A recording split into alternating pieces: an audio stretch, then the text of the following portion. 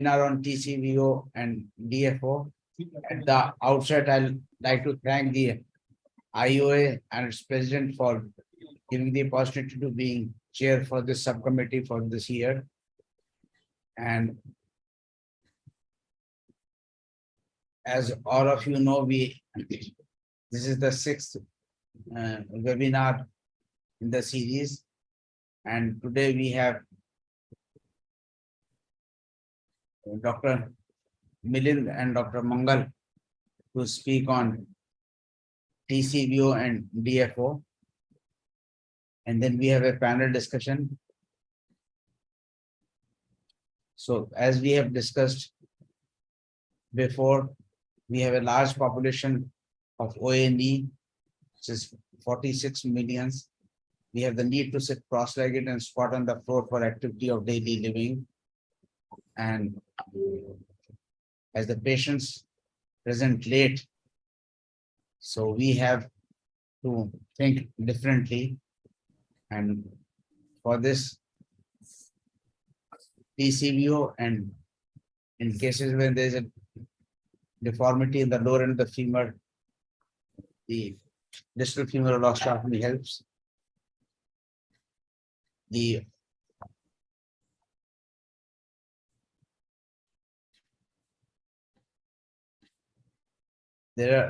And to learn this, as I say, there are three domains of learning.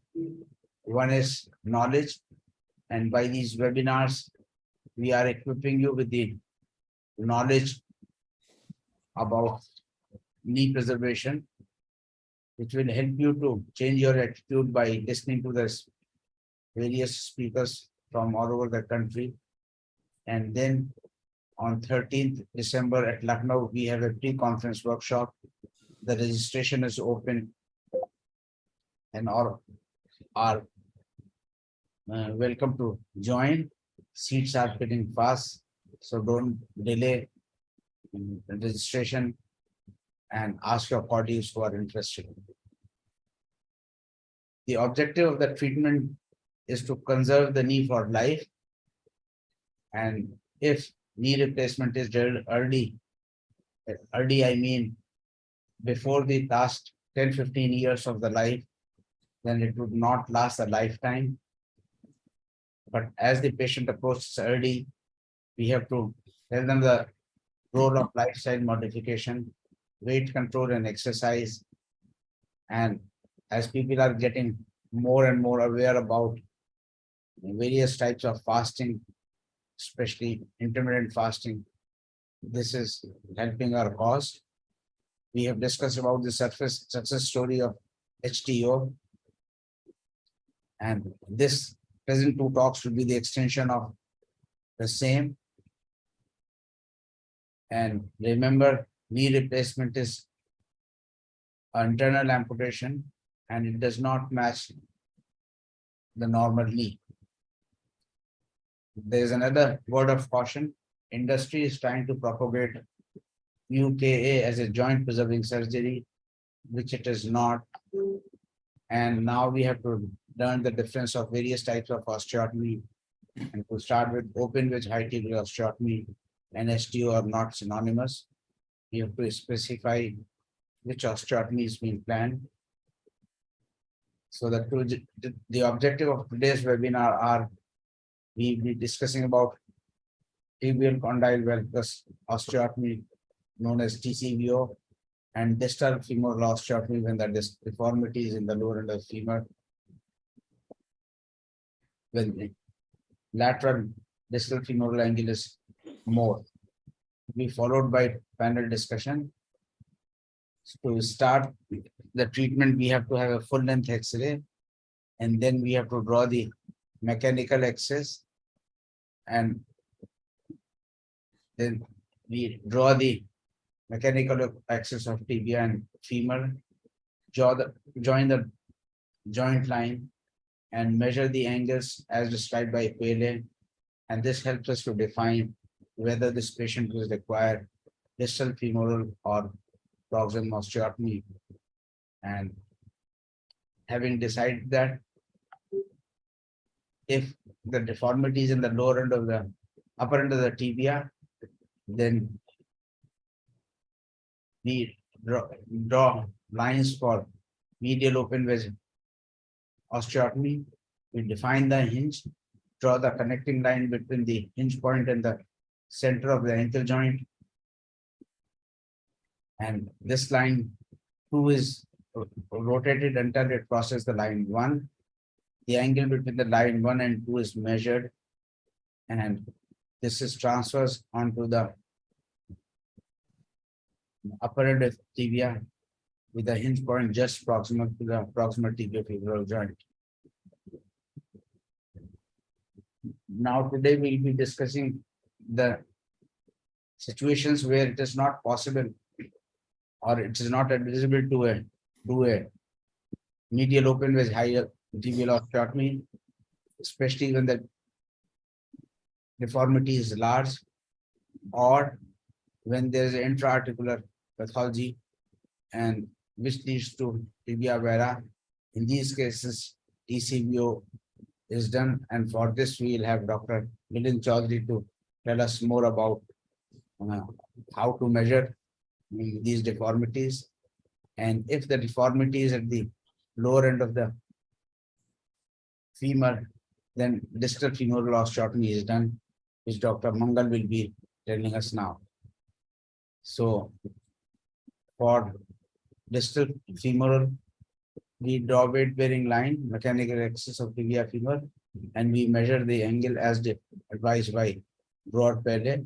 And when the deformity is in the lower end of femur, our DFO closed wedge lateral base is planned, and the connecting line between the center of the hip to the hinge joint, and the fixed point in this case is the ankle joint, and the angle which is formed between the line 2 and line 3 is what needs to be corrected. We rotate the line 2 onto the line 3, and this angle is transferred to the osteotomy, which is closed wedge on the lateral side in the lower end of the femur. This could be, we can make a paper drawing and see, followed by we'll have panel discussion. And for the first talk, the talk on TCVO, we have Dr. Milind Chaudhary. He's a professor at Russian Vizaro Scientific Center for Respiratory Traumatology and Orthopedics at Kurgan, and he's also editor for the Journal of Limb Lengthening and Reconstruction. For the talk on distal femoral osteotomy, we have Dr. Mangal Parihar, who's the advisor for us at IOA Knee Preservation Subcommittee, and he has a special interest in finding out solution for osteoarthritis knee, besides his passion for external fixator, infection control, and complex fractures, non-union deformity corrections.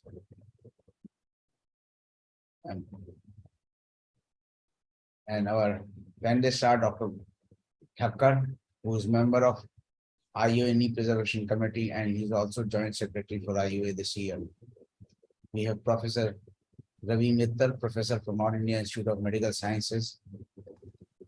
He is one person who is totally convinced about the success of knee preservation, and it is always a pleasure to talk to him about his passion.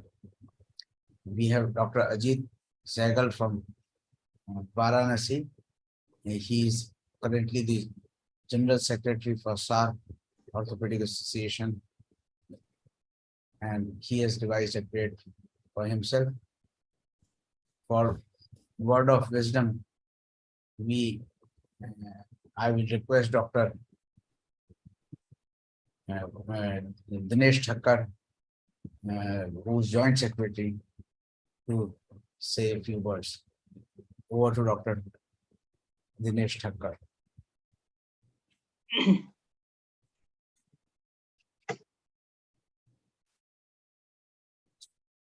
Good evening, everybody. I am happy to be a part of Knee Preservation Subcommittee, and on behalf of Indian Orthopedic Association, I am we are very thankful to Dr. Sanjai Rastogi because he has done a lot of efforts for organizing the webinars. That is the 6th webinar, and all these efforts have created some impact in the young orthopedic surgeons, and many orthopedic surgeons are encouraging the high tibial osteotomy. That has been proven when they write about high tibial osteotomy on their files, those files given to the patients. And this is the 6th webinar. I am very happy that I am a part of it. And now I think I should not take much time, and I hand over it to the next speaker. Thank you, sir. Dr. Mangal Parihar, please. Right. Thank you. So,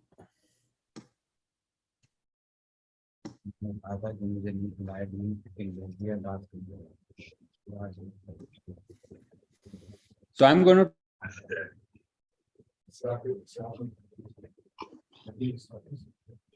kind of, relatively speaking, a little newer concept compared to that of the still part of the same family in terms of how do we achieve appropriate realignment. So assume that realignment works, right? There's a lot of data which shows that realignment has got good long-term. Looking at is a hip to knee to ankle angle of about 183 to 180. The mechanical axis should be passing through the Fujisawa point, and that basically is a point which is at the base of the lateral tibial spine. This is sort of conventionally accepted for realignment of the knee. Now, therefore, for this realignment surgery, we need to first of all define where is the deformity. And for that, we do the planning. And you may find that the deformity is in the tibia or it is in the femur. Now, when you have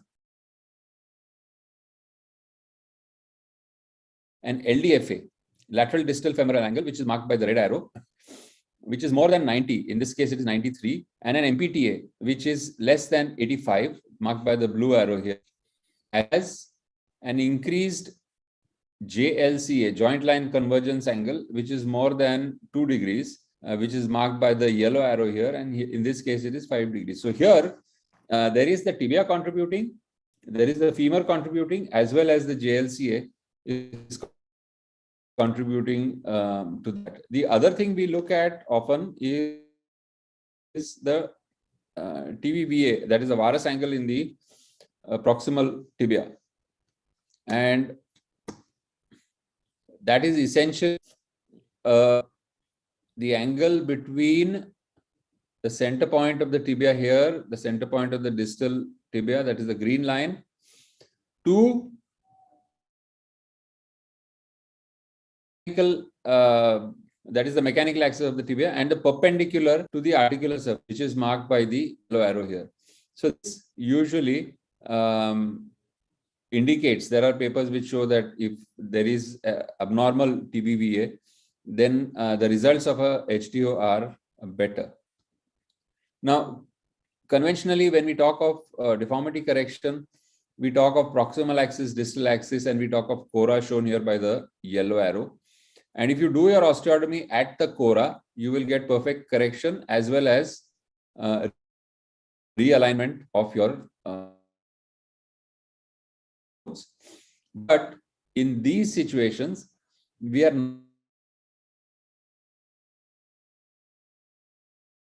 not able to do this if you do it distally. That is, the cora is up there and the osteotomy is done distally, and you do an opening wedge or a closing wedge.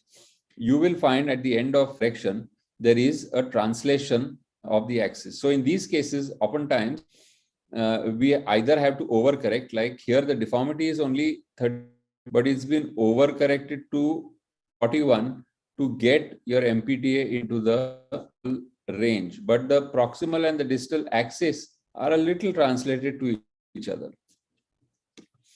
In that situation, we do the translation. But here, like if we are doing a axis planning, as I pointed earlier, the LDFA is 93, MPTA is 82. So this guy needs an HTO definitely, but also he probably needs a DFO.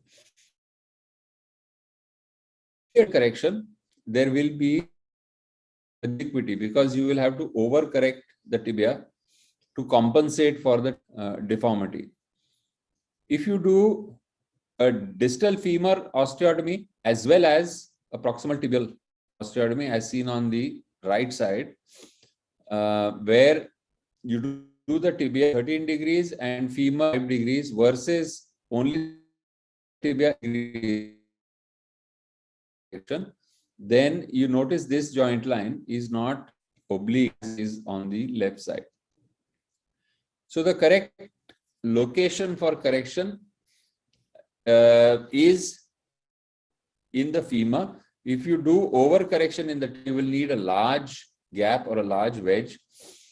Lateral hitches can occur when you're doing large corrections, and as I said, an oblique joint. Now, valgus femur and a varus tibia are definitely bad because that leads to a shear force which for increased osteoarthritic changes. Varus femur, valgus tibia is not such a bad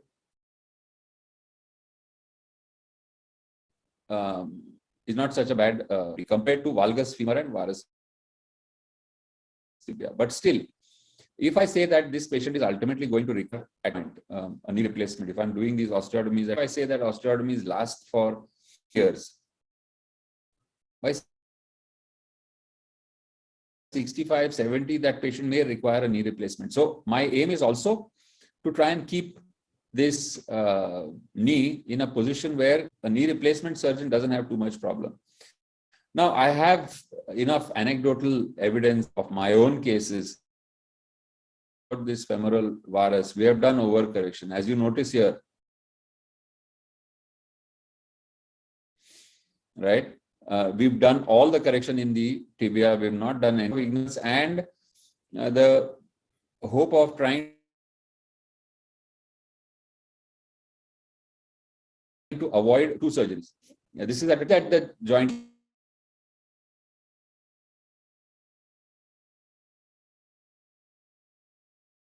Fine, the patient doesn't have any problem. So, anecdotally, yes, I know that oblique joint line may not have trouble, but if you look at evidence-based medicine, the oblique joint line is supposed to lead to poorer result because of the same thing that I talked about earlier, that is relaxation or shear, or changes the contact areas and meniscal loading on the medial side. Now, how do you do this femur osteotomy? The way I prefer it, though these are also described, I prefer to do lateral closing wedge and try to get the LDFA, that is the lateral distal femoral angle, between 85 to 88. 88 is normal, 85 is the lower side of normal. So I try to get it to the lower side of normal. That means if I will have less correction to do in the tibia. I like to do it in this biplanar fashion, similar to the open wedge that is done for the tibia. So there is a wedge which is essentially centered somewhere around the point where that flare is going into the shaft. And when you look at it from the lateral, there is this wedge and there is the other vertical portion. Now, what's the importance of getting it over here? There is a lot of soft tissue attachment over here. Your gastrocnemius takes origin from here. So there's a lot of fibrous tissue over there, and you don't want to go into the condyle. But this region, because it is bridged by fibrous tissue, is relatively safe from hinge fractures and displacement after hinge fractures. So that's what we are planning. And what you see, this green dotted outline, is that vertical limb of the biplanar osteotomy. The advantage of the biplanar osteotomy is this: you are not, your patellar tracking, etc., is going to happen in this area. So therefore, when you do this biplanar, you're keeping the area where the patella is going to track, you're keeping it sort of pristine. You have two flat surfaces which will prevent rotation, and because it's a broad surface, that will improve healing. When we are doing this DFO for a varus femur, the implant I like to use is a medial distal femur of the opposite side. This plate is meant for the medial. In comparison to the standard lateral distal LDF plate, which is the conventional plate for open or close, this is much more low profile and it does not irritate. So if you're the left DFO, we use the right MDF. And this works very well, especially with the biplanar. The surgery in itself is not very difficult, in the sense this is a standard lateral incision, slightly shorter than the length of the plate. Here you see we marked the joint line, we marked alignment rod on the femur, we marked mechanical axis of the femur, incised the lateral intermuscular septum slash the iliotibial tract, and the lateral musculature is exposed. This is where the laterature is kind of ending, and starting over there, we raise that from the posterolateral aspect, from the lateral intermuscular septum, as well as from the femur. So once you've done that, you can incise the over here and then raise the periosteum anteriorly, almost a little beyond the midline, and raise the periosteum on the posterior aspect. Raising it posterior aspect is especially important because you're going to be using a power saw over here, and you want to keep all the posterior soft tissues protected. Once we've got that space, we can protect it with Homer, and then put in two wires to mark out or delineate the area of your osteotomy that has been measured according to the previous. So here you have the distal wire, here you have the proximal wire, and both of them sort of tend to meet at that point which I showed you on the sawbone and on the X-ray. You can put two wires for each limb. That will help to prevent, angulation in the front. Get procurvatum, recurvatum. I found that if I'm careful enough with putting one wire,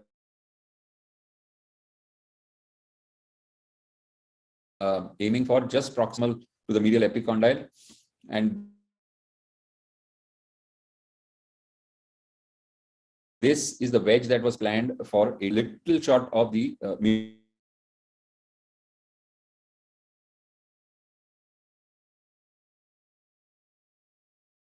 view for the wedge resection and the biplanar cut is ideally to use a new saw blade, or at the very least sharp saw blade which is for more than 4 or 5 times. The moment I find that there is a little bit of difficulty in terms of cutting the bone, I will immediately ask for a new saw blade.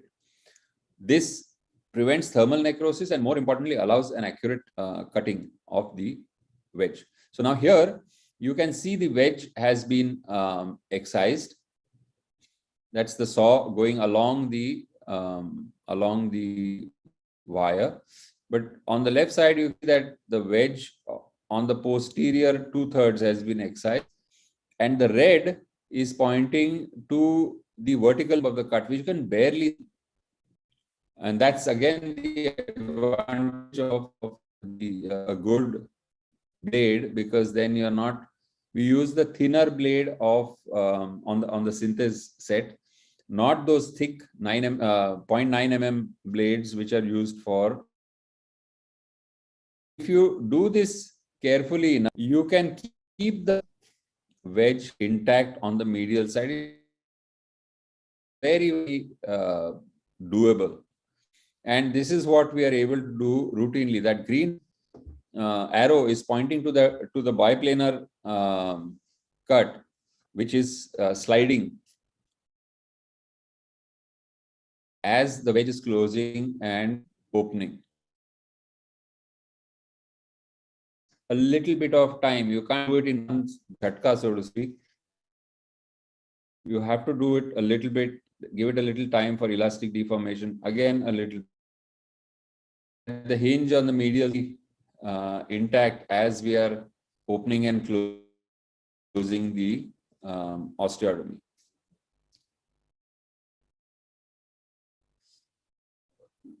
We then keep that osteotomy closed, as you see right picture, and put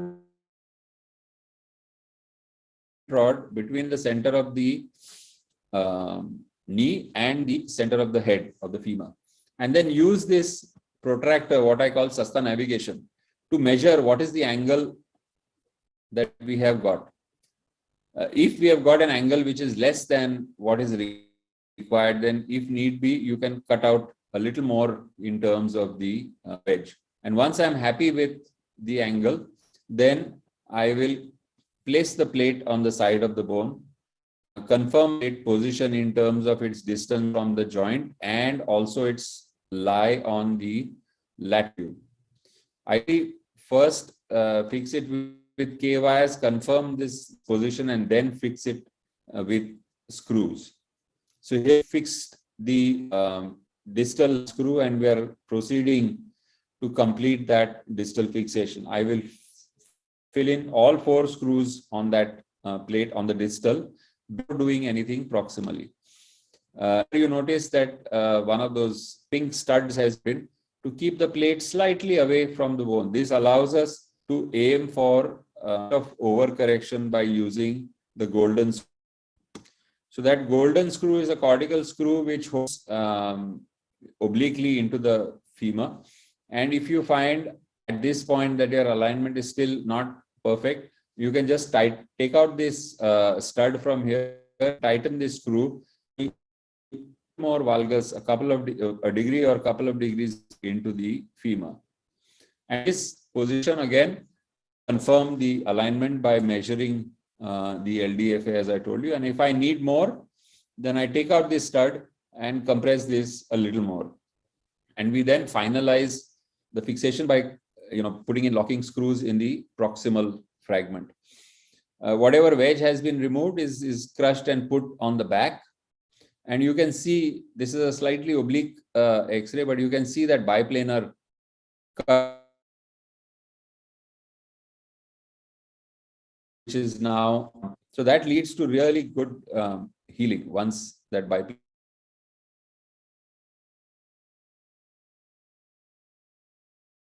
cut is there. Post-operatively, these patients of the knee as much as they can, touch down weight bearing. In terms of the femur itself, I would say about 3 or 4 weeks of down weight bearing, and then increasing weight bearing should be all right. But often, as I said, these patients are people who need a distal femur osteotomy as well as a high tibial osteotomy. So we may delay their weight bearing for about another week or 2 based on what the tibia is doing, because on the tibia I usually tend to do an opening, but I think increasing weight bearing from 4 weeks onwards is pretty safe for these patients. So in conclusion, whenever the LDFA is more than 90, and especially thrust in the gait, you should consider a distal femur osteotomy. the osteotomy should be done such that it is oblique, in the sense it is higher on the lateral side, lower on the apex is lower on the medial.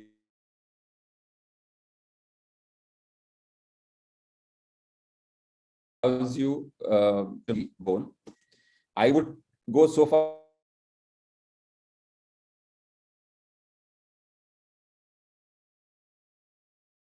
always do a biplanar cut, because that is very, very stable. Closing wedge, in spite of any worries that you may have that, oh, this is going to cause shortening, I don't think that 5, 6, 7 millimeters of excision of the wedge causes any significant shortening.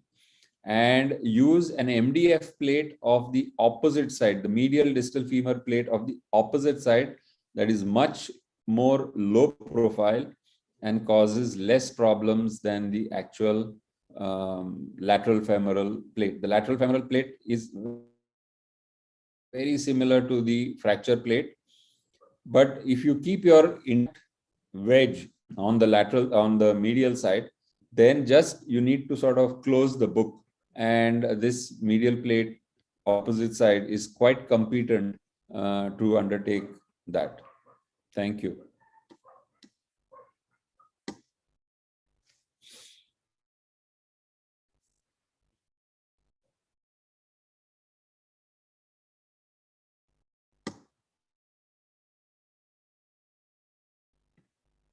You need to unmute, Sanjay. I think we can take some questions now, or do you think we do it later?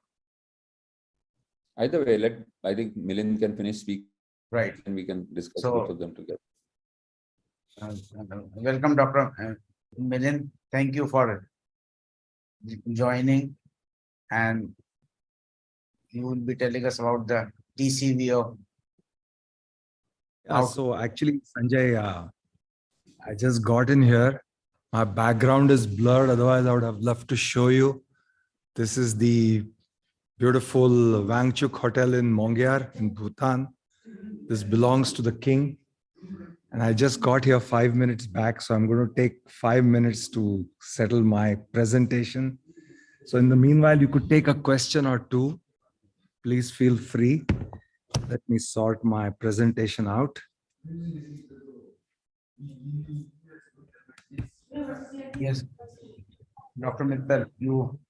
So this is a question regarding the osteotomy. How is the lateral closing wedge different from the medial closing wedge? Are there any differences, or it's just the same? They are very similar, except that the base is on the lateral side, and the hinge, I mean, the placement of the hinge. Even for the medial closing wedge, you tend to do the same oblique kind of osteotomy, where the base is slightly higher and the apex. The point is also similar in the sense this is just above the lateral epicondyle. So again, that is sheathed in a lot of fibrous tissue, which bridges from the proximal fragment to the distal fragment. So even if by mistake sometimes your osteotomy extends a little into the medial edge of the bone, this fibrous tissue and the origin of the gastrocnemius, etc. If you ever try to lift the gastroc from that portion of the tibia, you will have of the femur, you will have noticed that this does not go with a periosteum. It requires sharp dissection with a good knife.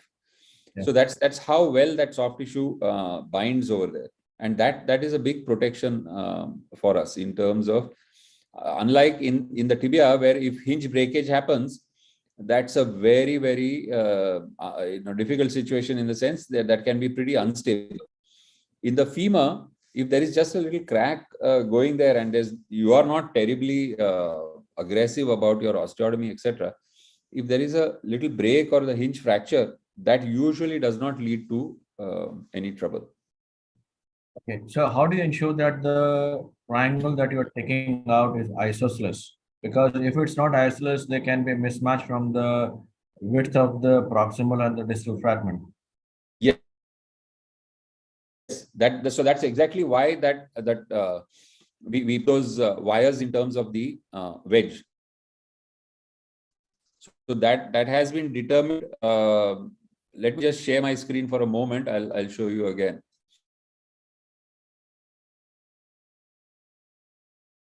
In terms of what that angle. So you will have to tell us how much oblique that Should be, yes. whether your angle is appropriate or not. Yes. Are there some, like in the TBR, there is a You have an Point. error, it's going to notice here, after we have closed looking, it's the same. So the maximum mistake you can make when you are oblique like this, a lot of this is done during the planning only, that this is, this is how we are going to do it. But the maximum mistake you can make is maybe a millimeter or a couple of millimeters. See that? So here you could argue that, okay, there is. No, that's I don't minimal. think that really matters. Yeah. That's minimal. No. So are there any landmarks that you would tell us from the lateral side that ensure that the osteotomy is isosceles?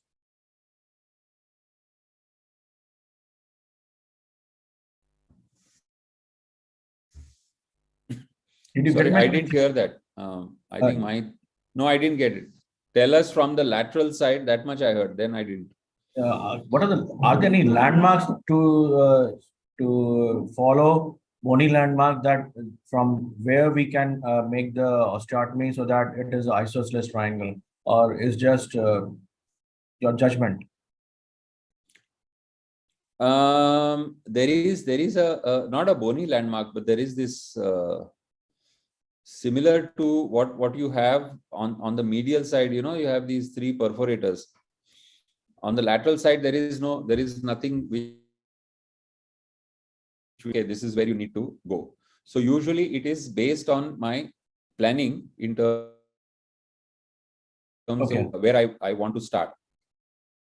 Okay. That's about it. Medial side, there are those three vessels, the three sisters or something they're called, which tells you the level of the osteotomy. On the lateral side, there is nothing. But it's not terribly difficult. I mean, once you've done the planning and confirmed on the plan that the bones are meeting more or less without too much of step off, you can then confirm the same thing on the CR with the wire before you make the cut. The problem would arise when the wedge is bigger. Yes.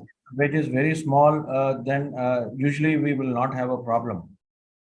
Yeah. Because, I don't know whether you can understand what I say. I understand. Yeah. So Okay. small wedges, there is a little bit of difference only, so that it doesn't make a difference. Large wedges, there is a potential for a large difference. Yeah. So the only thing is, that's what I said, that you can actually C-arm, you can from point B and then swing something to measure point, the hinge point to the other, and those normally when you do it, this is not a deformity correction in the true sense of the word.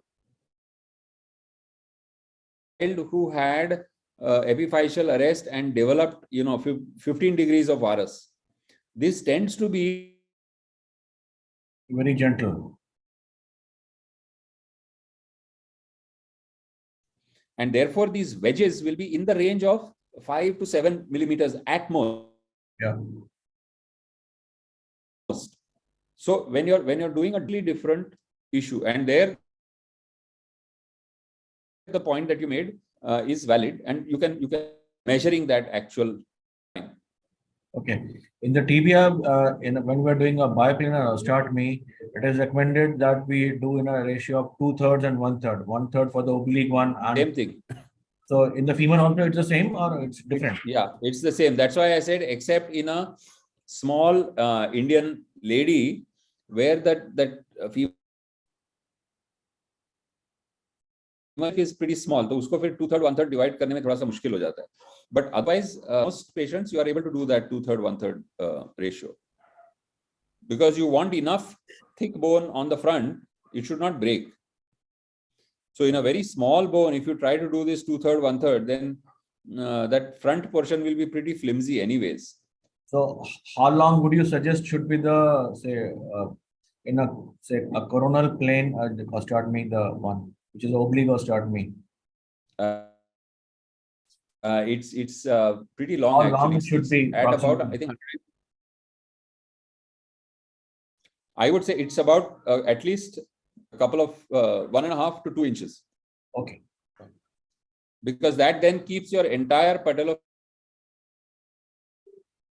area out of this thing, out of trouble. And if you are not, what happens is you have to be, almost parallel to the surface of the femur. Allow that gliding which I showed you. If you are not vertical enough, then these fragments will abut against your very long slope, then they will slide. So it comes down. Thank you. Mangal, if I'm getting correct, what you're saying is that the lateral distal femoral plate is thicker than the medial distal femoral plate? Much thicker, much thicker, and it tends to stand out. It is a cause for irritation because the lateral distal plate is kind of originally meant for opening wedge, whereas the medial, nobody talks of an opening wedge. Medial was meant for a closing wedge. So a plate which is meant for closing wedge inherently, it can be a little less. Right. So if there's some more questions, or we proceed to the next.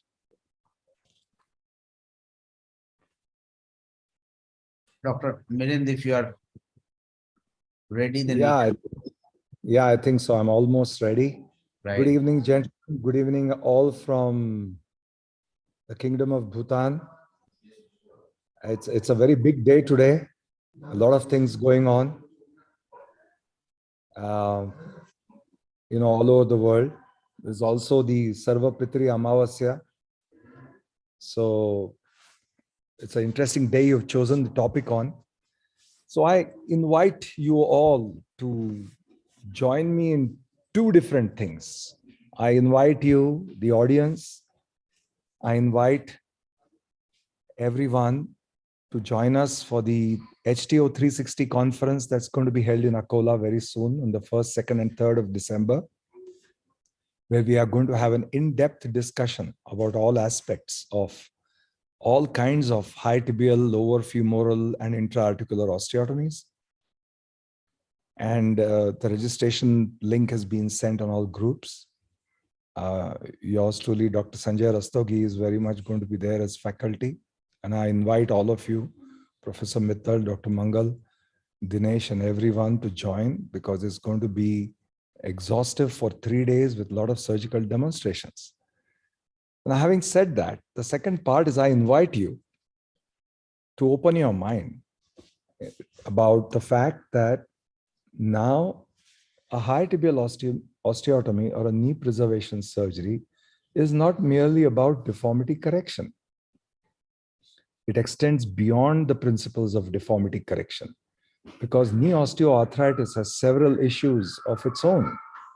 There are issues that deformity correction principles and alignment cannot address.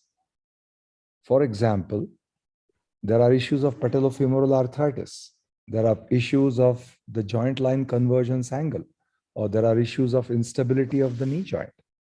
This is not addressed by the principles of deformity correction. The second aspect of this is all of us have heard of knee instability, which consists of the ACL tear, the PCL tear, the posterolateral ligament complex. And we've heard of all of these terminologies. I invite you today to open your minds to an entirely different kind of instability, and that is the degenerative instability of the knee. I can surely tell you that you may have not heard of this term before. I can surely tell you that you have never read or heard of this term before, but there is such a thing as degenerative instability of the knee joint. And that is what can be addressed by an intra-articular osteotomy. Alignment is no longer king. Alignment is not the only king. Alignment is not the only God. Alignment is only one of the goals of corrective surgery, of reparative surgery, of knee joint preserving surgery. Achieving stability of the knee joint from the degenerative instability is one more such goal. So I request you, I invite you to open your mind to this concept, and I will share some brief videos. I think it was just 1.5 to 2 months ago that we had an exhaustive, I had a session on the TCVO. So I will show very briefly some of the, some of the concepts that we spoke about on that day. And I would like to then, show you a couple of operative demonstration videos and speak about these newer concepts. And I hope that will whet your appetite for the upcoming HTO 360 conference. But I would be remiss if I did not start by thanking the Indian Orthopedic Association Knee Preservation Subcommittee, which is presided by Dr. Sanjai Rastogi. I thank Dr. Dinesh Thakkar and the office bearers of IOA. And so I would like to share my screen and have a brief, if I may, a brief look at, the presentation itself. And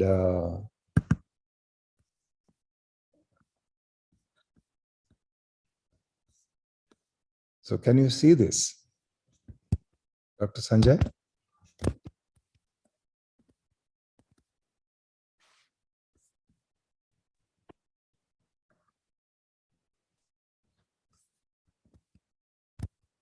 Dr. Sanjay, can you see this? Yeah, yes, sir. Yes, sir. We can see it. Which screen is visible to you? I'm so sorry. Right now we are seeing a femur and Tibia femur bilateral with plates.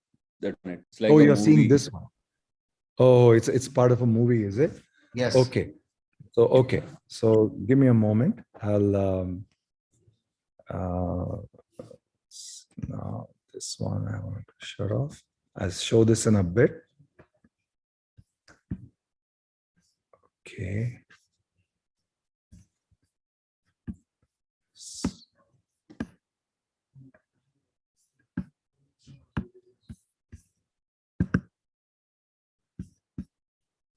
Is this visible now, the intra-articular? Yes.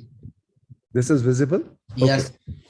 Intra-articular tibial condylar valgus osteotomy. So I'm very happy to share with you that Professor Tsukasa Teramoto, who is one of the inventors of the tibial condylar valgus osteotomy, is coming to Akola on the 1st, 2nd, and 3rd of December. He has been performing this osteotomy since 1989.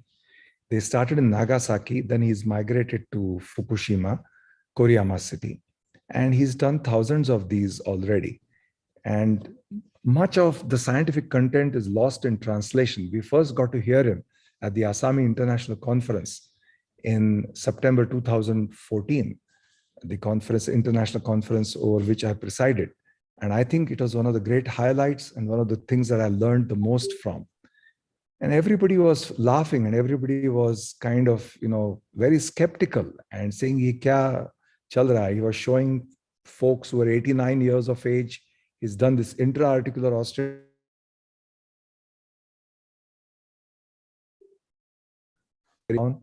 It was, people were laughing and he said, "Yeah, you can laugh. Everybody laughs when they see this for the first time." But I think he's having the last laugh because he's on to something. And fortunately for me, I've had the good sense to try and understand this. And I've performed more than 70 of these with remarkably good results. So let's come to this quickly. We all love this single type of HTO. We all love doing either the external fixation, but we know that Jackson and Waugh showed us so many different osteotomies. And they said that, because they performed 22 different types of osteotomies. And, as a parting advice to young surgeons, they said that you can do whichever operation you're most comfortable with and has the least risk of complications, and which is why all of us love to do one type. So Coventry did the closing wedge only, and for a while it worked, but he used staples and stuff like that, and it didn't last a long time. You can see even in this, there is a pagoda tibia over here. So a lot of the concepts are not understood. Cochino formalized this with a nice plate, barrel plate, and angle blade plate. He did the closing wedge osteotomy to get far better results because he did a great job of improving the techniques. He could get the patients to sit in Vajrasan. He wrote this article on improving knee range of motion, which is when I went and visited him in the year 2004. So he said that this is like a knee replacement without the prosthesis. It's an extensive surgery, which I again repeat, this is not merely a question of alignment. It's not merely deformity correction. There are many elements now. Of course, we know opening wedge osteotomy was popular in France, and they did many Debay and Hernigu. And the dome osteotomy of Mackay was very popular. And then came the focal dome, which I was fond of, and I did exclusively for the first 15 years with great results. And it worked for very many reasons. It was popularized by Maurizio. And then came the Tomofix system with Stobley, of whom Dr. Sanjai Rastogi is one of the largest proponents. But all of us, and then this trend about the double level osteotomy and the distal femoral osteotomy, which is being prescribed for the last 20 years as a sine qua non or as a must whenever the femoral deformity exceeds a certain limit. Some Japanese workers too have shown that it is necessary to maintain the joint line. But people have also said there are so many truths that are not yet clear, that joint line obliquity does not affect the results, except when the patient is young and has a high demand, is athletic, and he needs to do a lot of activities and sports and running. So here comes intra-articular osteotomy. Dr. Matsushita said that, there's only one osteotomy needed, and that's the intra-articular. But I would not go as far as to say that. And I'd like to share with you, this is Professor Teramoto. And so there's only 6 or 7 articles in the English language literature on intra-articular osteotomies. 3 of them are from our unit in Akola in the JLLR, which I invite you to look up on jlimblengthrecon.org.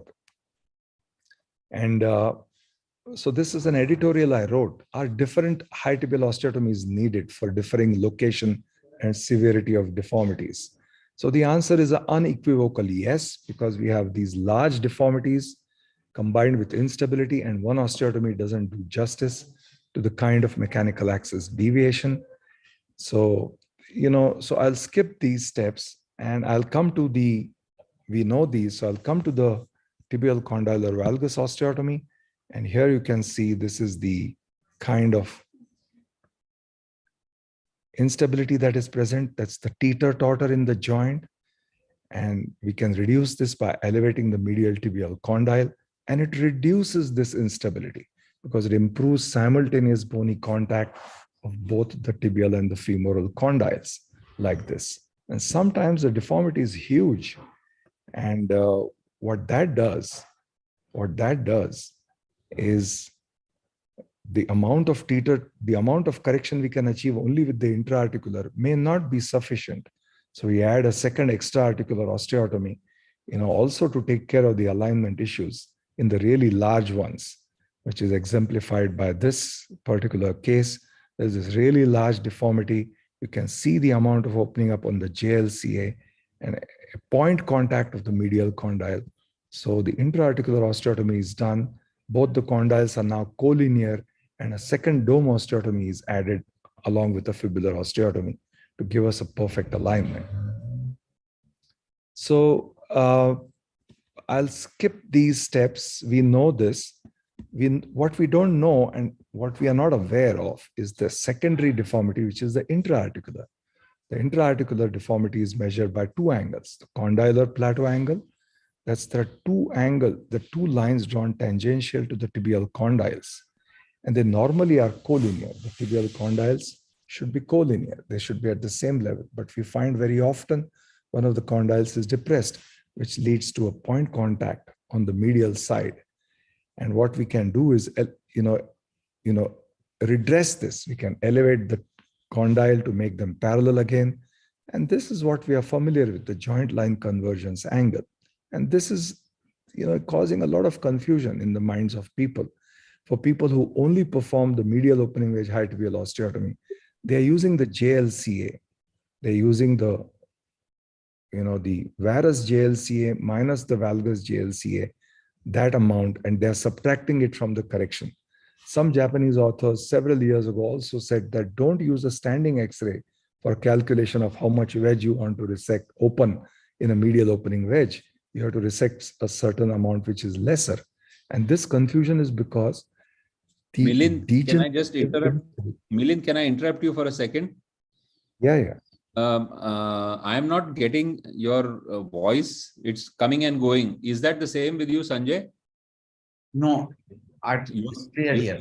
Okay, sorry. Then it's my connection. My connection. Okay, no. I thought in case it's your connection, then you can stop your video. Sorry to interrupt. Yeah, go on. No worries. So the joint line convergence angle is it's not clearly understood. That's because it is degenerative instability.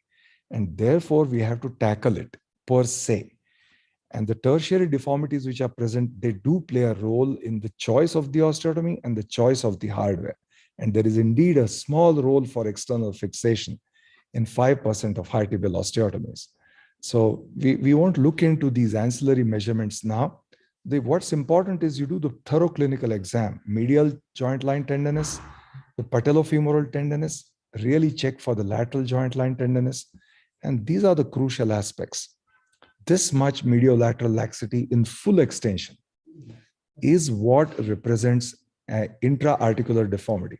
And when the patient walks into your chamber, you see this dramatic lateral thrust. This is where you should suspect. And when you record this under the C-arm, you're really looking at an intra-articular deformity. And that's what you need to correct. Okay, so there it is. And all of these are secondary ancillary features which we're not going to look at.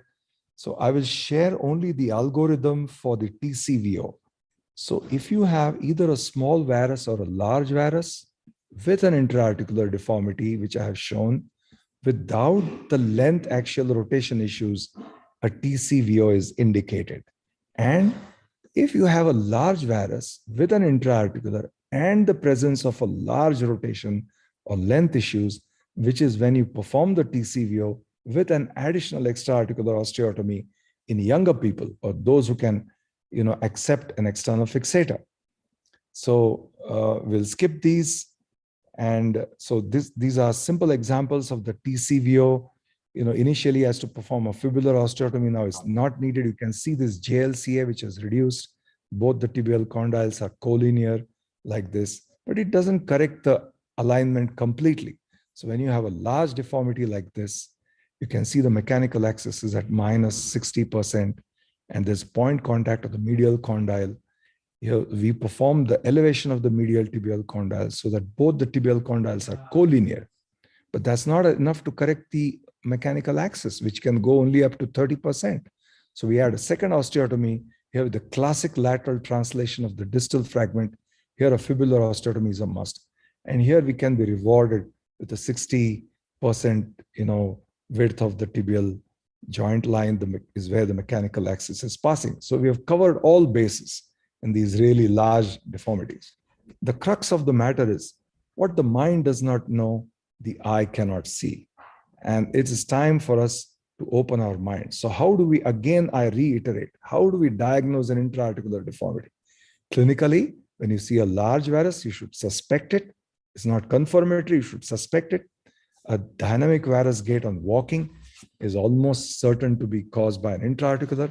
and this mediolateral laxity when you examine in your operation, in your consulting chamber, should point towards it. And I showed these three things again clinically: the gait, the laxity, which is recorded under the C-arm under anesthesia. Radiologically, you have a large MAD, you have a large JLCA, and you have an increased condylar plateau angle. In the Blount's literature, this is called the medial tibial plateau depression angle.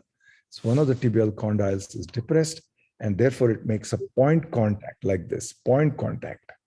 So they elevate the tibial condyle. They know this, they call it the MTPD. So this is a large MAD, this is a large JLCA, and this is a large condylar plateau angle. And very few articles, as I was telling you, the first was written by Professor Teramoto in JLLR in 2015. This is one article by Professor Chiba's son, Goji Chiba, who was the co-inventor of this. And they spoke about this, 5-year clinical radiological results, and a few more, articles are there, very few. Recently in the Journal of Experimental Orthopedics by Kuwashima, he wrote up about this, but they kept it in on purpose in the Journal of Experimental Orthopedics. The truth is this is established science for the last 30 years. Now, so this is a purely intra-articular deformity, and this is a combination of intra and extra-articular deformity, like this. So let's, these are some more articles that I told you about. This is by Higuchi, and he showed that what are the radiological features of purely intra-articular versus an extra-articular high tibial osteotomy. And, this was the article by Kuwashima, okay, which came up in the year 2021. So what we should be looking at is understanding is the degenerative instability part. And I showed you these animations. So let's take a look at this. This is the kind of the intra-articular osteotomy we perform. There's a vertical limb that goes medial to the patellar ligament, and then an oblique limb that goes down. And this angle is opened up till such that both the tibial condyles are touching both the femoral condyles. You can see here the medial tibial condyle is touching, but the lateral tibial condyle is far away from the femoral condyle. So the point area of contact is there. That's the, that's pressure is equal to force upon area. So pressure is dramatically increased because the area is very much less. So you increase the area of contact. The entire tibial, medial and lateral tibial condyles are making contact. So here is this gentleman, he's a retired physician, and on one side he's had an opening wedge. So here are the steps of the surgery. We use these wires as guide wires, which point us towards the the intercondylar area. And this is the oblique medial cut in progress. And this is the vertical cut, and this is the oblique cut. And using an arthrodesis spreader, we spread this apart. And we can use the same principle. We can use the Miniachi method to find out how much wedge we are going to open up. But the actual on the table, it is a subjective thing. We stop the correction when the tibial condyles are collinear, and when there is no more mediolateral laxity on the table like this. What we do is we ensure that the condyles are not separated by adding any elements from the Elizarov or the LRS set, which prevent the condyles from opening up. And we use the spreader here to ensure that they become collinear. And this is how the patient gets his result. The mechanical axis deviation is not as well corrected, but the instability is completely taken care of. And despite the mechanical axis not reaching 50, the patients have complete relief of pain. So we came up with some new measurements to determine the changes after this intra-articular HTO. And Sanjay, I hope the background noises are not disturbing you very much. Please let me know. Sanjay? No, it is fine. Okay. All right. So this is the spine edge angle, we call it, or from the top of the intercondylar notch, we draw a line going up to the medial and the lateral edges of the tibial condyles. And when we elevate the condyle, this angle is reduced, or when you take it from the obtuse angle, it is increased. So you know that you've indeed made a difference. And the second point is we draw a tangent, and you can see that this distance is reduced statistically significantly, even though it may be a 1 or 2 millimeters. What this actually signifies is that the cruciate ligament origin to insertion distance is increased. So the cruciates are tension, okay? So this acts in multiple ways. Firstly, what it does is it simultaneously contact both the condyles of the tibia with the femur. So there is no more mediolateral, toggle or teeter-totter. Second thing that's happening is the intercondylar eminence goes down so that the cruciates are tension, okay? So this is something that you can understand intuitively after you do several of these. And that's the mechanism. So some examples, this lady here, large deformities. On this side, I checked very, very carefully and I found no mediolateral laxity, okay? No mediolateral laxity. So I concluded that there is no intra-articular deformity. She has a horrible gait. On the right side, there's no intra-articular deformity. So what we did was a fixator-assisted plating, okay? Large incision, patellofemoral release, the dome osteotomy, fibular osteotomy, used a fixator, corrected this deformity, also corrected the PPTA, the tibial slope, corrected the FFD. But on the other side, she has this intra-articular deformity. So we elevate the medial tibial condyle, we fix this with a screw sometimes or not, and then fix with a plate and keep it open, graft it or not. And here she is with this kind of gait, walking fast, no pain. She can sit down, no patellofemoral pain, no instability, no instability. So this is the diagram from Professor Teramoto. He says, if you perform in instability, in an intra-articular deformity, if you perform only the opening wedge, what's going to happen is you're going to have a persistence of the teeter-totter, and the main pathology is not addressed. So, here are some more examples. This lady here, the large deformity like this. This is done very early on where I used to add bone grafts. You can see that the mechanical axis comes up to 45, but she has an excellent clinical result, no pain. So what the TCVO does is it corrects the JLCA CPA and only modestly corrects the MAD, but it takes care of the intra-articular instability and the intra-articular deformity.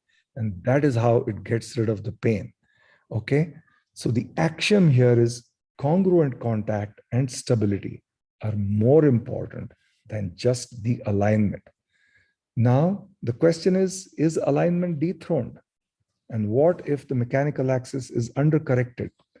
The point here is that if we only look at alignment and we perform a distal femoral osteotomy, Mangal has given a very nice exposition of the DFO. I too love this surgery, but I can tell you it's challenging and it's difficult. Somebody was asking a question.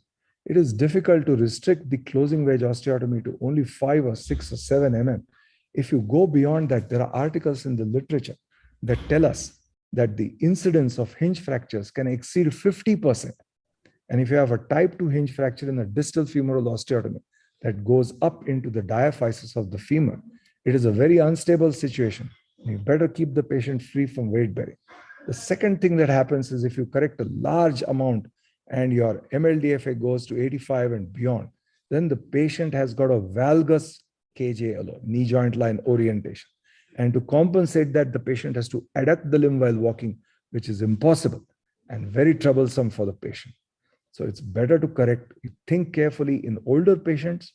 I agree in younger patients, those who are 50 and lesser, who have a large varus, femoral deformity, do the DFO.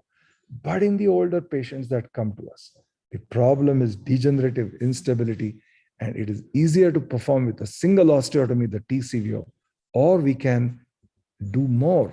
We can add a second osteotomy. And these are some of the calculations that we use. That's when the amount of angle needed to correct the MAD to Fujisawa point to 60% is greater than the angle we achieve varus JLCA minus valgus JLCA multiplied by 1.5 is when you need to add a second osteotomy. A second osteotomy can be a closing wedge or an opening wedge or a distal dome osteotomy. I have done all of these, and in the same plate you can add a closing wedge, like in this lady, And even though she is not fully corrected, she has zero pain. Or you can add an opening wedge at the lower edge of the TCVO like this to achieve a better correction, or which is most reliable, is to perform an extraarticular, dome, which I have shown in this animation before. Like this, you perform the TCVO that reduces the teeter-totter in the joint by elevating the medial tibial condyle, and then you fix this with the half pins. The teeter-totter is reduced, and then you perform a second osteotomy an inch below and correct it to the desired extent, like so. This comes, as I said, from the Blount's literature, like this large deformities. You can see the depression of the medial joint line. And these are the double osteotomies we perform for the Blount's, which is what gives them the perfect correction. So this has been reported. So take a look at this lady, this large, teeter-totter. You can see the condylar plateau angle is large. This is a pagoda tibia. And here you can see both the osteotomies. Here the opening of the TCVO and the distal dome osteotomy. And here she is with a completely corrected intra as well as extra-articular deformity. Okay. Now, what I'm going to do, this lady, the first one that I did this combined now almost 8 years ago, like this, she has an absolutely wonderful result. What I'm going to do is I'm going to share a video of, this is the video of the TCVO with the extra-articular. Let's take a look at that. This is a patient who has got a very large deformity, okay? On the right side, tremendous obesity. You can see the amount of varus. There is some MLDFA. Look at this dramatic deformity. He can barely walk. Tremendous instability. This is degenerative instability of the knee. The posterolateral corner instability that happens in athletes is not this. This is severe mediolateral laxity you can see under GA, recorded under the C-arm, this teeter-totter. So we start with the fibular osteotomy like this because we are doing the second one. And after having fixed the distal part, we come to the intra-articular component. In the intra-articular component, the patellofemoral release is done. I resect the osteophytes both on the medial and lateral side. Now I preserve the deep MCL, and having preserved the deep MCL, let me show this again. Having preserved the deep MCL, we remove the osteophytes, and what that does is it increases the instability because osteophytes have been formed by the body to improve the stability. Okay, they're broadening the surface area, they're broadening the contact area. But since we are going to give the stability, I remove the osteophytes. They can be used as graft, and we check that the instability has increased. Now, what we are doing is we are now we are taking the vertical limb of the osteotomy, first with wires, then with an osteotome. And this is the intercondylar area with the osteotome that's being cut very carefully in the lateral. You go down slowly posteriorly. You make sure you don't go into the ACL, and then you mark the curved cut, the anterior curved cut with wires, with thin osteotomes, which can be an oblique cut going down or a curved cut going up, as in the FDCO over here. And you make sure you do a complete cut over here, the posterior and the intercondylar element, and you spread it apart. You place these wires so that the bending of these wires is going to tell us that the condyles are now going up. And then we check for now you can see the instability is reduced dramatically. Very little instability remains. So then we fix this with the half pins on the medial and the lateral side, okay, with the spreader in situ, also with the screw. And we put in the bone grafts. You can harvest a lot of osteophytes. It's wonderful material. We close this wound, and then we create a dome osteotomy beneath this.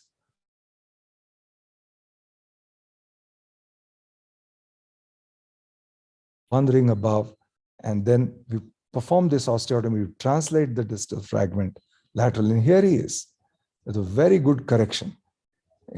As he's standing up, and the mechanical axis is at 60%, and here he is walking a couple of days after surgery.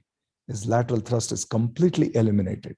And only these people who are below 60 years of age can tolerate this surgery. He's hardly on the second or the third day.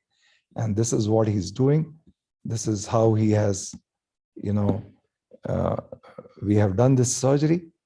And you can see that when the JLCA is well corrected in these surgeries, the condylar plateau angle comes down and the mechanical axis is also able to improve. So what I'm going to do now is I'm going to share, if I have a few more minutes, this is a video of the osteotomy known as the focal dome condylar osteotomy. What happens is that elderly ladies are incapable of tolerating this fixator.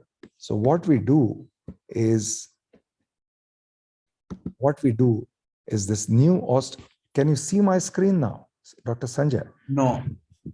You can't? Okay, give me a moment. I'll be able to, yeah. So now I share screen again. And yeah, let's come to the focal dome condylar osteotomy. Okay, so everybody is worried. You don't want to do external fixation. Yes, I understand.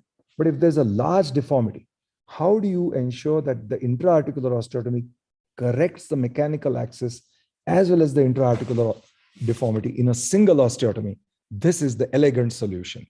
So there's going to be much of this at HTO 360 in Akola. Okay. So let's take a look.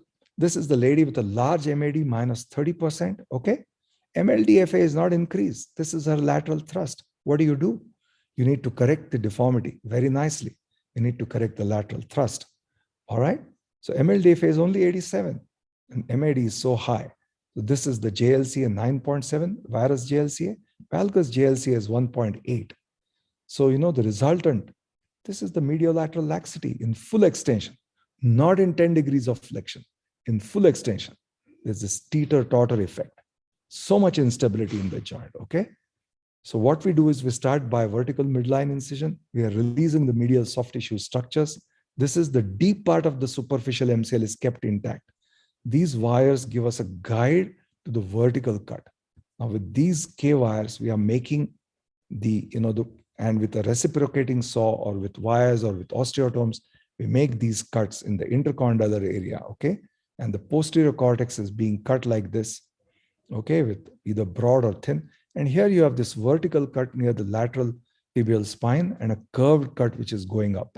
We use these lateral cortex protection wires, which are the Elizara 1.8 wires, which protect this thin, narrow zone. Then these 1.25 mm wires are passed here, which help you to see how the tibial condyle is going to be elevated. We make sure that the posterior cortex is really cut nicely. Again, very carefully under C-arm view, I'm showing you all the time we are using this. And now we are slowly spreading it apart, okay? You can see these wires are curving and we are putting in a spreader over here, until we are able to spread. But the bony contact is maintained here. And these condyles, the wires are bent and the condyles are making almost full contact with each other, okay, without overstuffing the joint. And we're maintaining this with a spreader. And then we pass in this. You can see this beautiful contact is remaining.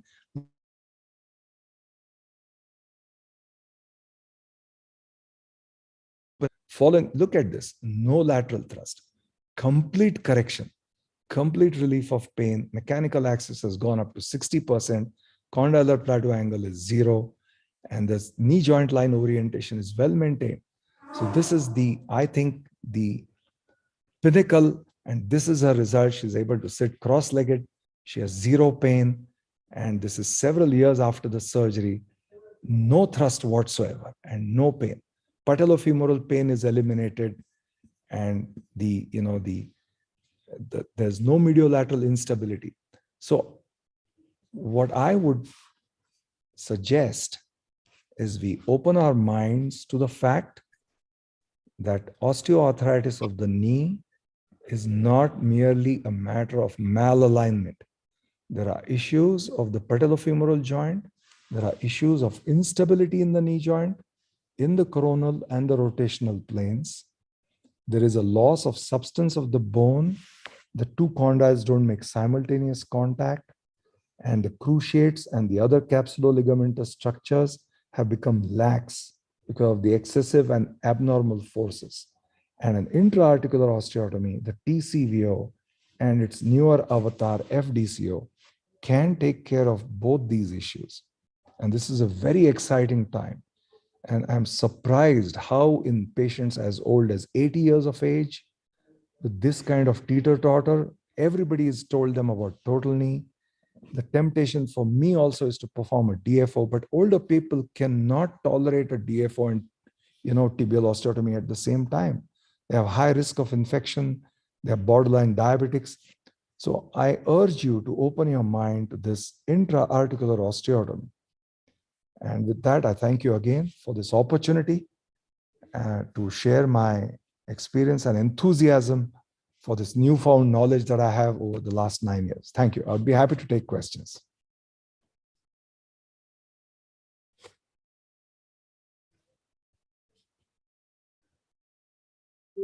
Thank you, Dr. Milind, explaining once again. Dr. Mittal had a question. Yeah. So in fact, I'd like to ask 3 questions to Dr. Chaudhary.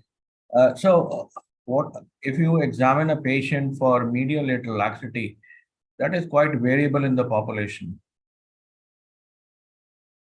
Some people have lax knee, some people have, say, very stiff knees. And in the sports injuries, we just compare it to the opposite knee. And then if comparison to the opposite knee, if it is abnormal, then we take it as a pathological.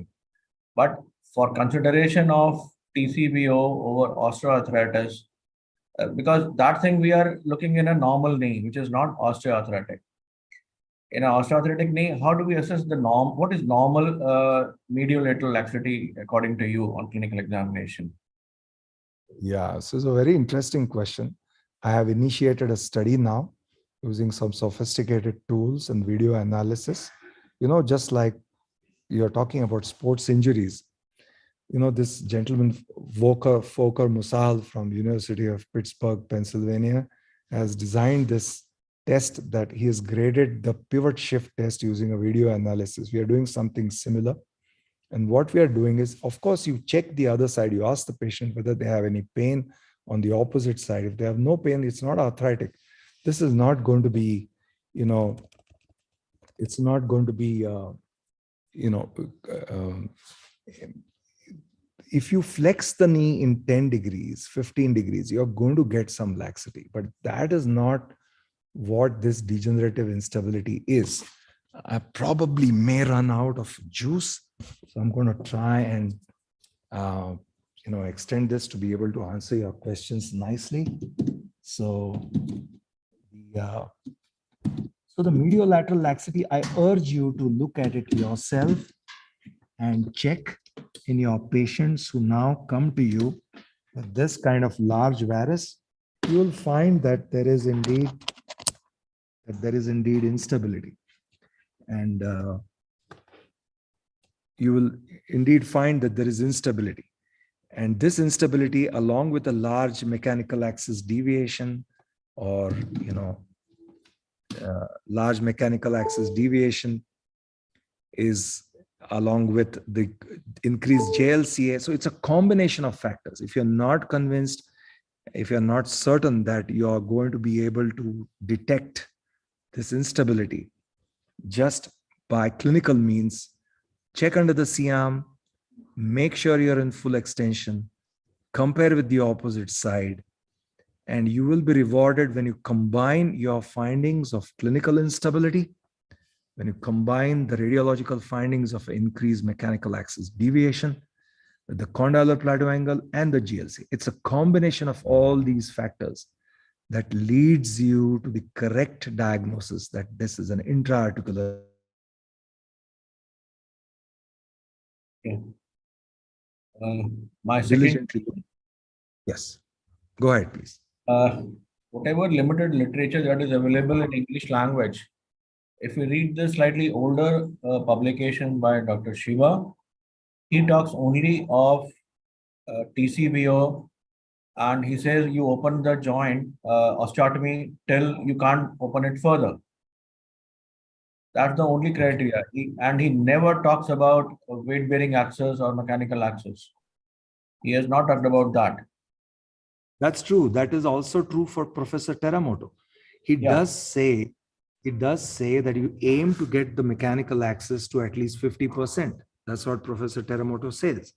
And to his credit, he's saying that. So we do. So everything evolves. Everything evolves. So I presented this, Professor Mittal. I presented this in Japan recently in Koriyama City, and I still think that there is a role for a second osteotomy in some cases. Okay, everything that's original is not the only. Science progresses. You ask questions, you try to answer the questions. I'm sure you know everything progresses, everything changes.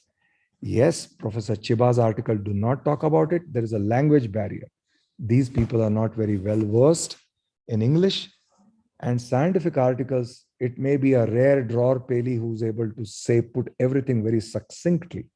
But for example, how many articles have you found that really explain this concept of stretching of the cruciate ligaments?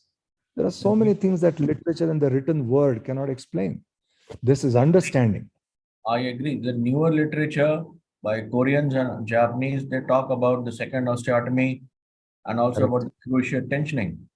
So, just wanted to know if the results of Dr. Chiba were inferior to those published by Koreans and the newer Japanese people.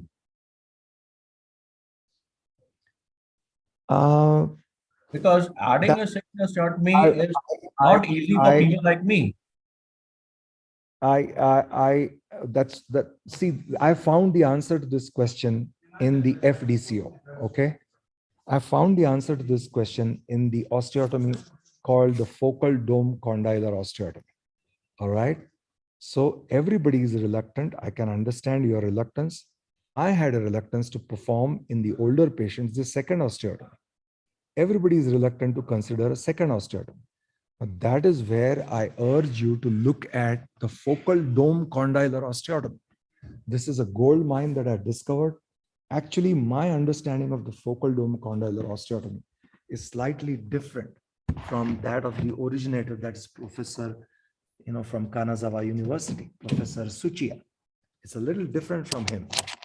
But what I have discovered is that you can do the TCVO, can perform the TCVO in a slightly altered manner. What happened? I'm sorry? Is any problem? Somebody asked something? All okay, no, sir? Yes, all okay. Okay. So Professor Mittal, we don't have to always perform a second osteotomy. Now, I would not hazard a guess about whose results are superior and inferior.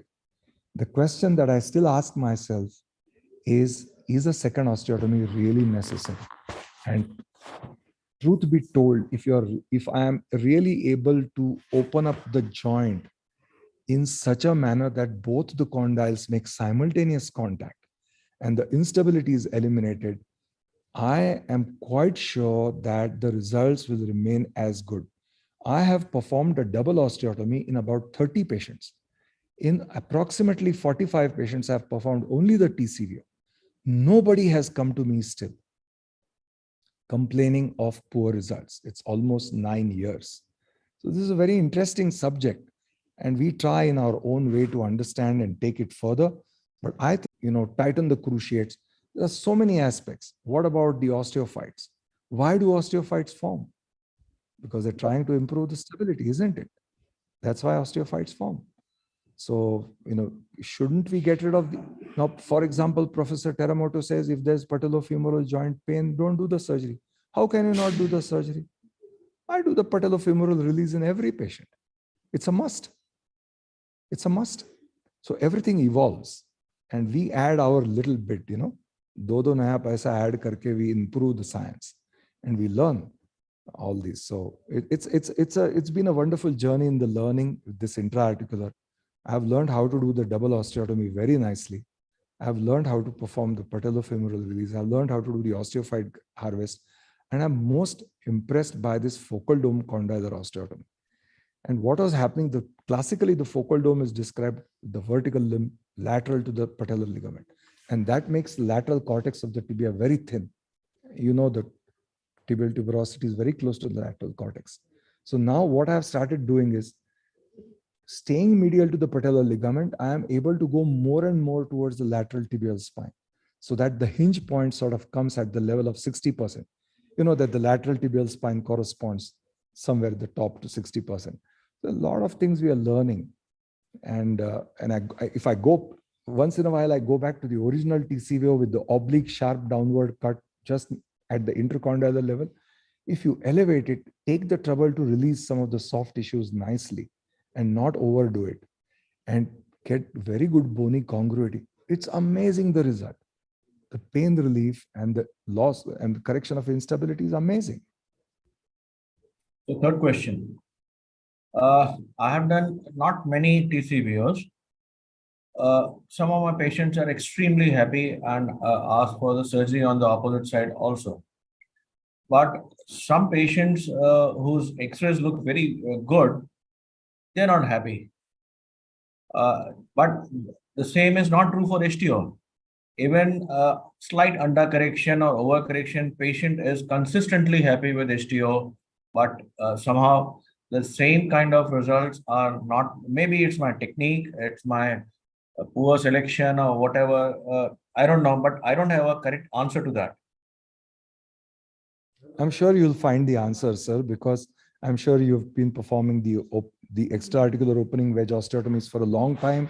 Your technique has become really nice, and that is why you're getting reliable and consistent results.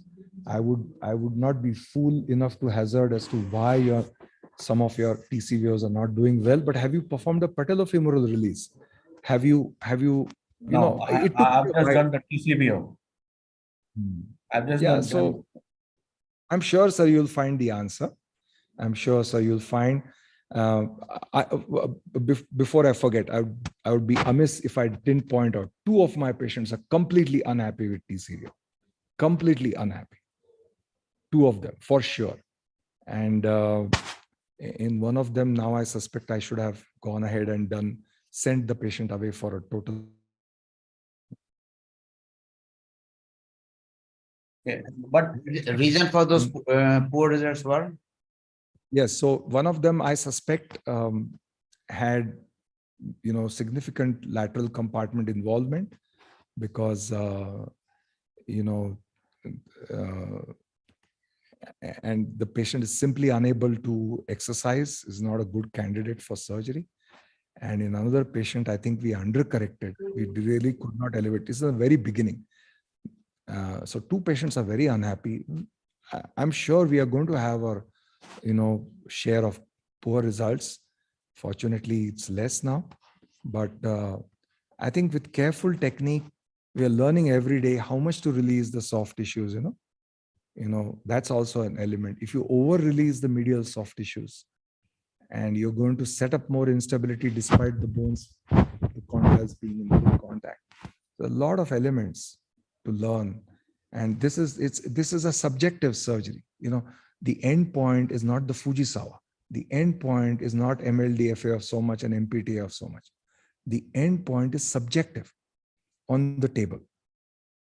And what happens is that there is this creep phenomena. If you think that you've reached the end point, and if you wait for 10 more minutes, you're likely to get that little more creep. So this is a more subjective surgery, and we have to be very alert and aware about the many variables that we need to correct. Whereas with an extraarticular, you're going to open the wedge by exactly 9.5 mm. Let's say when you achieve that, you're not looking at anything else. And we are going to be happy with that. So yes. What I see in your X-rays is that you are performing the transverse cut much lower than what is advocated by Shiva et al. Yeah, it's just I think we can is there a reason for it? Is there a reason? The reason for it in many cases, it goes a little, see the tibial tuberosity sometimes is lower in some patients. Anatomy is not consistent. There are anatomical variations. And I Okay. don't want to, yeah, so that's one reason the vertical cut extends a little below. The other reason is in the oblique cut, if it goes down obliquely, you're reaching harder bone. And that enables you to spread it apart without the spreader crushing the bone. And Yes. there's no harm in doing it. There's no harm, especially if I'm going to get osteophyte grafts.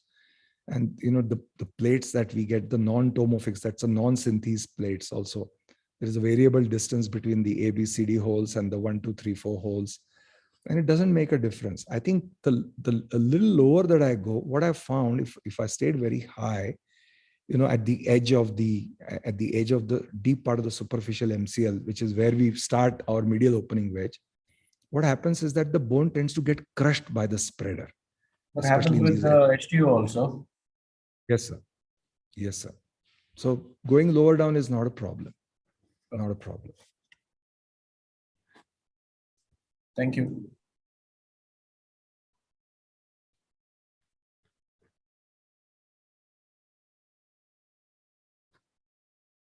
So you're muted. Rastogi sir unmute कीजिए. Are there any other questions? No. I That's- think now Yes, sir. and you have finished quite in time. And So I would like to finish by inviting again. yes, I invite Professor Ravi Mittal. I invite Professor Dinesh Thakkar. I invite Professor Mangal Parihar. And I invite all the great surgeons who are performing high tibial and are championing the cause of knee preserving surgery.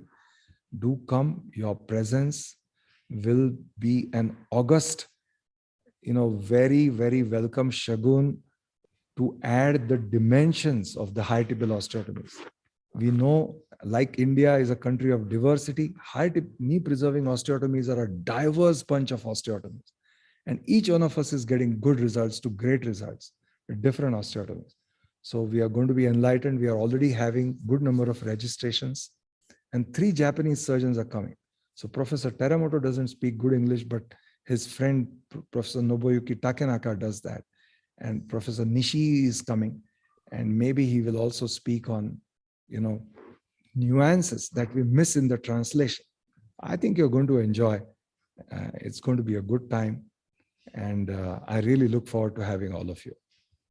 Thank you. thank you so very much, Dr. Milind. Before I close, I would like to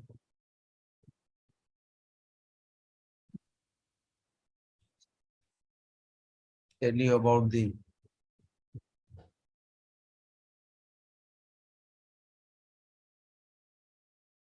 I wanted to put my last 2 slides that what we have done till today.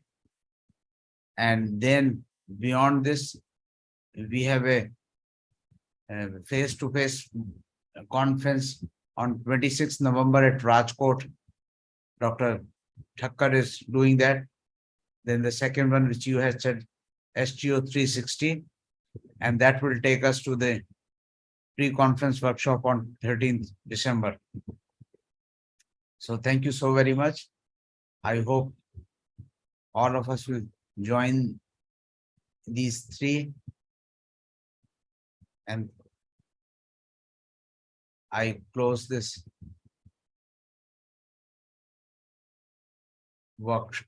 conference webinar now. Thank you so very much.